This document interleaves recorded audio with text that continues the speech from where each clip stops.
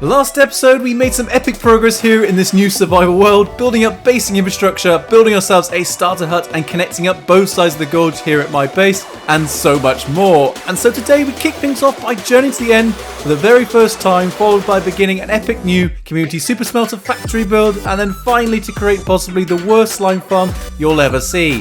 I spent a lot of time on this new smelting factory design, so I'm super excited to show it off to you all, so make sure you stick around to the episode to check that out. Jumping straight back in, we joined all the other server members for some pre-Ender Dragon fight shenanigans. It immediately ends in total chaos with the unintentional death of Godot.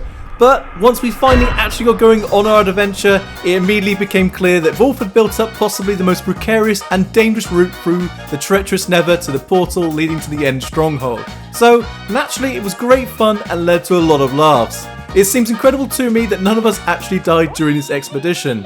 Once we finally made it through into the stronghold, Wolf allowed me the honour of placing the final Eye of Ender to allow us to pass on into the end.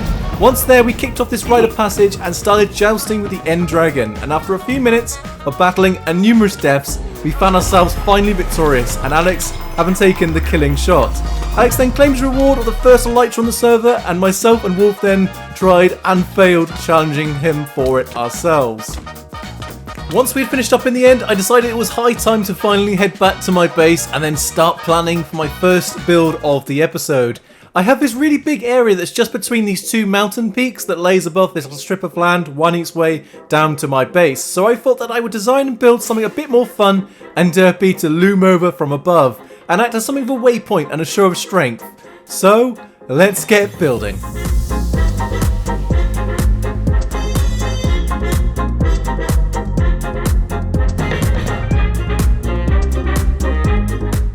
And there we go. I told you it'd be derpy, and I even asked you in a poll what you thought, and 50% of you said that yes, it was derpy. So there you have it. But I am actually pretty chuffed, as it was fun to make and definitely less serious than my usual builds. So let me know down in the comments what you think now that it's actually built.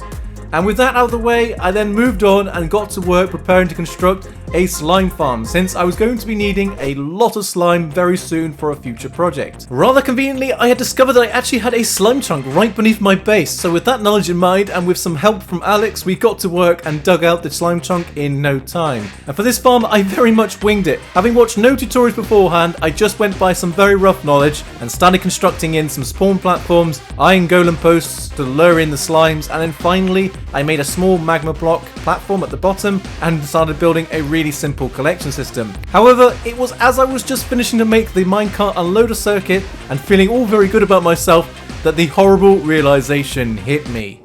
I had, in my infinite wisdom, decided to build this farm in a chunk right by a mountain filled with probably the most mob spawnable spaces you'll ever find. This meant that the rates of my farm were beyond awful, and I had no choice but to battle mobs and start lighting up as many caves and tunnels as I could find. But after several hours of lighting up numerous caves and tunnels, the farm was still only marginally better, so overall pretty pants. The slime farm is a bust for now.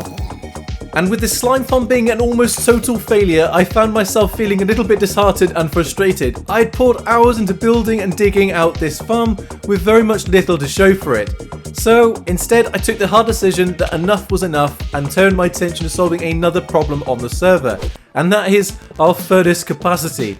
Since the start of the server, I had been using these same 3 standalone furnaces, which just will not do.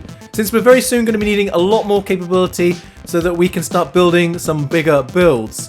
And since we're playing on a multiplayer server, I decided that instead of just building this for myself, that I would make this a communal super smelter and open it up to the whole server so that it would meet not only my own smelting requirements, but also help out all the other players. Super smelters, thankfully, are actually pretty easy to construct, and there are a ton of great designs out there by some more talented players. But again, I actually decided that I wanted to, for the absolute fun of it, to design and build my very own design that is just a little bit janky, but it actually does work. So I used some basic knowledge of some redstone circuits to wait for a minecart to fill up with enough items before allowing them to run along 2 sets of tracks, fueling and filling all the fences with the items. I then added in some redstone lamps to show when smelted items are passing through the system to give people a bit of an indication. And with all the actual core redstone aspects fully completed, all that was left for me to do was to start collecting and crafting up a whole bunch of items ready for me to build up a factory design that I've been working on for quite some time to house this super smelter and to make this whole area more interesting to visit by all the other players. I've been working really hard to try and and improve my building skills and attempt to add more depth into my builds. So please let me know down below what you think of this factory and if it's a design style that you'd like to see more of. But with that, enjoy the time lapse.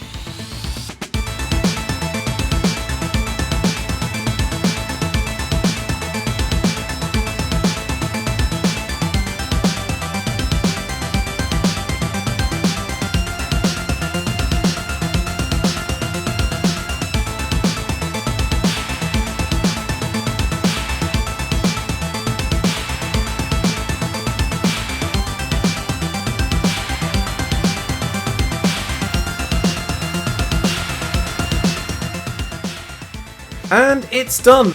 And after that fiasco earlier with the slime farm, I'm now feeling quite a bit better, and I'm definitely feeling pretty chuffed with how this factory has turned out. And with the build itself now complete, it was time to start transforming the surrounding area.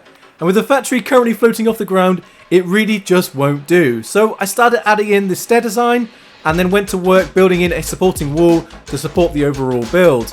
I thought that by adding this in with a mixture of the bricks and granite, it would add in a nice contrasting colour and then complement the overall build aesthetic. As you saw in this short time lapse, I did actually initially try out something that just didn't look quite right, so I tore down my first attempt and then tried again. This time round, I'm happy with the result of the wall. Next up, I needed to fill in this small area next to the factory that was still looking a bit of a mess. I wasn't really too sure what to do at first, so I started with a very small bit of terraforming to join in this section in with the surrounding area. And with that now filled in, I think that did the trick.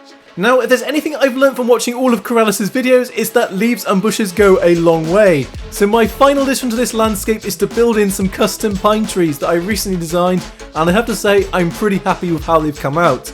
I think with them now built, I'm finally happy to call this whole build complete. As Mumbo would say, I am chuffed to bits. There is nothing more satisfying in Minecraft than completing a build that you are particularly proud of and walking through it. I've tried to make this whole smelter as automated and as simple to use as possible, so I added in 3 sets of chests for the input and output of items, and then a final set for bone meal to kick the little micro bamboo farm into life that fuels up all the furnaces. I think the next episode I'm going to be keeping very much still in the theme of leveling up my infrastructure so that it becomes easier than ever to start expanding and populating the base. I'm currently feeling very inspired and I have a whole lot of ideas that I can't wait to explore and build later on. But for now, I think that really is all that we have time for. So with that in mind, I really hope you enjoyed this video, and if you did, then make sure to hit that like and subscribe button. But until next time, I will see you later. Bye bye.